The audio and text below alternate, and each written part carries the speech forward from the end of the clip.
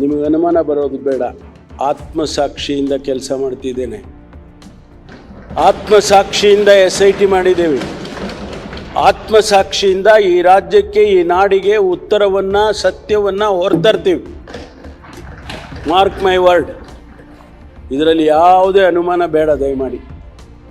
ಆದ್ದರಿಂದ ಮಾನ್ಯ ಅಧ್ಯಕ್ಷರೇ, ಈ ಎಲ್ಲ ಪ್ರಶ್ನೆಗಳು, ಇದಕ್ಕೆ ಉತ್ತರಗಳು ಸಿಗೋದೇ SIT ಆದಮೇಲೆ, SITಯ ವರದಿ ಆದಮೇಲೆ. ಆದ್ದರಿಂದ ಮಾನ್ಯ ಸದಸ್ಯರಿಗೆಲ್ಲರಿಗೂ ಕೂಡ ನಾನು ಅವರು ಭಾಗವಹಿಸಿ ಸಲಹೆಗಳನ್ನು ಕೊಟ್ಟಿದ್ದಾರೆ, ಸೂಚನೆಗಳನ್ನು ಕೊಟ್ಟಿದ್ದಾರೆ, ಟೀಕೆನೂ ಮಾಡಿದ್ದಾರೆ. ನಾನು ಅದನ್ನು ಸ್ವಾಗತ ಮಾಡ್ತೀನಿ. ಹಾಗಾಗಿ ಇಷ್ಟು ಮಾತುಗಳನ್ನು ಹೇಳಿ ನಾನು ಮಾತು ಮುಗಿಸ್ತೇನೆ. ತಾವು ಮುಂದೆ ಕೊಡಬೇಕು. ಇಲ್ಲ ಈಗ ತಾವು, ನಾನು ಒಬ್ಬನೇ ಮಾತಾಡ್ತೇನೆ, ಏನಿಲ್ಲ. ತಾವು ಆತ್ಮಸಾಕ್ಷಿ, ಧರ್ಮ ಇದೆಲ್ಲ ಹೇಳಿದ್ರಿ. ಸುರೇಶ್ ಗೌಡ ಕೇಳ್ದ ಅಂತೇಳಿ. ನಿಮ್ಗೆ ಆತ್ಮಸಾಕ್ಷಿ, ಧರ್ಮ ಎಲ್ಲ ಇದ್ದಿದ್ರೆ ಇದು 20 ದಿನ ಆಯ್ತಲ್ಲ ಈ ಧರ್ಮಸ್ಥಳದ ಬಗ್ಗೆ ಅಪಚಾರ ಮಾಡೋ ಅಂಥದ್ದು. ಧರ್ಮಸ್ಥಳ ಒಬ್ಬ ಯೂಟ್ಯೂಬರ್ ಮೇಲೆ ಒಂದು ಕೇಸ್ ಹಾಕಿದ್ದೀರಾ? ಒಂದೇ ಒಂದು ಕೇಸ್ ಹಾಕಿಲ್ಲ. ಸನ್ಮಾನ್ಯ DK ಶಿವಕುಮಾರ್ ಅವರು ತೊಡೆ ತಟ್ಟಿ ಹೇಳಿದ್ರು ಇದರಿಂದ ಷಡ್ಯಂತ್ರ ಇದೆ ಅಂತ.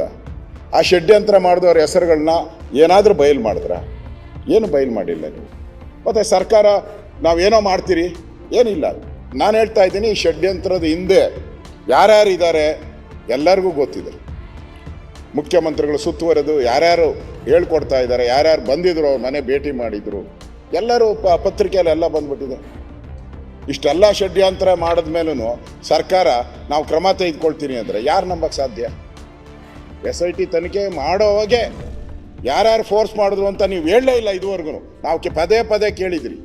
DK ಶಿವಕುಮಾರ್ ಅವರು ಹೇಳಿದ್ದಾರೆ ಷಡ್ಯಂತ್ರ ಮಾಡಿದ್ದಾರೆ ಅಂತ. ಇವು ಯಾಕೆ ಬಾಯ್ಬಿಡ್ತಾ ಇಲ್ಲ? ಒಬ್ಬರು ಬಾಯ್ಬಿಡ್ತಾ ಇಲ್ಲ. ಇದರಿಂದ ಸ್ಪಷ್ಟ ಆಗ್ತದೆ ಈ ಸರ್ಕಾರ ಇದಕ್ಕೆ ನ್ಯಾಯ ಕೊಡಲ್ಲ. ನಮಗೆ ನ್ಯಾಯ ಸಿಗಬೇಕು.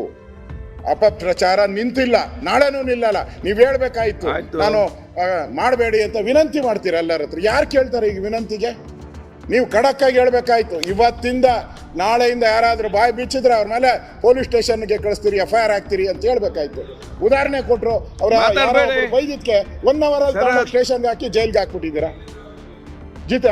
ಯಾರು ಜಯಚಂದ್ರ ಬೈದಿದ್ಕೆ 1 ಅವರಲ್ಲಿ ಅವ್ರನ್ನ ಸ್ಟೇಷನ್ಗೆ ಹಾಕಿ 20 ದಿನ ಜೈಲ್ಗೆ ಹಾಕಿದ್ದೀರಾ. ಇವ್ರು ದೇವ್ರನ್ನ ಬೈತಾವ್ರೆ. ದೇವ್ರ ಬೈದವ್ರಿಗೆ 20 ದಿನ ಆದ್ರೂ ನೀವೇನು ಮಾಡಿಲ್ಲ.